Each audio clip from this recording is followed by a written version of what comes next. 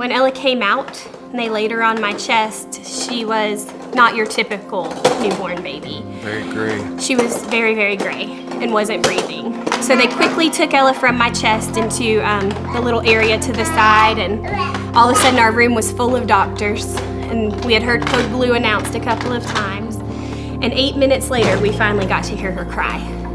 What we thought at that point was the longest 8 minutes of our life. Little did we know what to expect.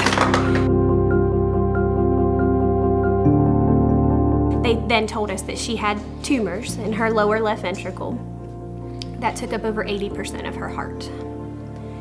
And I had asked Dr. Wallace, had he ever seen something like this before? And he had only seen something like this once in his career, and that baby did not survive. And they look at you and tell you that your daughter's probably only gonna make it 1 or 2 more days, and then there really isn't a future for her.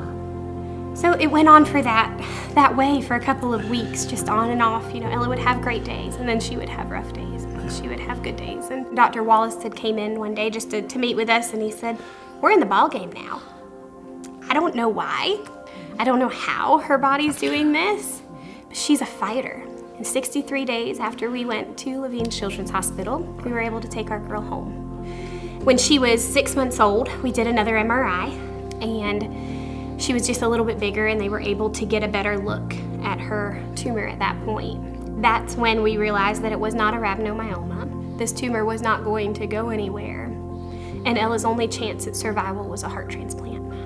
At that time, you know, it was obvious that this was just something critical, something rare, and something that would need a lot more intervention and a lot more input from other services. Then it was clear that what we need to do is just get rid of this heart, you know, go ahead and transplant her so we can avoid any further damages to her body.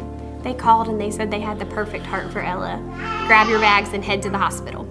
We knew that this was the only way we were gonna get to keep our girl. At 9:30 that night, they took her down for surgery. Terrifying. When it hits you that you're walking away from your baby and they're gonna take her heart out and put a new one in. They were giving us hourly updates at 5:30 the next morning. And Dr. Wallace said, "Okay, let's sit down, let's talk about this." And so we sat down and talked to him, and he said, "Ella Kate is rock stable."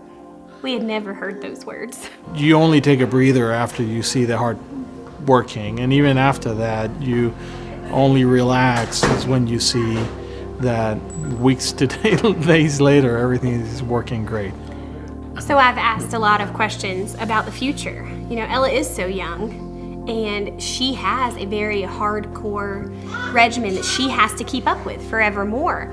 And I said to Dr. Wallace, what do we do when she's a teenager? And I'm not gonna take my medicine. I'm not gonna do that. I'm not gonna go to the doctor. Don't you worry, I'll be right there with you. I said, you'll still be with us? He said, I'll follow Ella Kate forever. And to know that you have that doctor and that stability who's always going to be there to support her, and even in the long term, he's already ready for those kind of questions, I think is a major thing. We're just so lucky.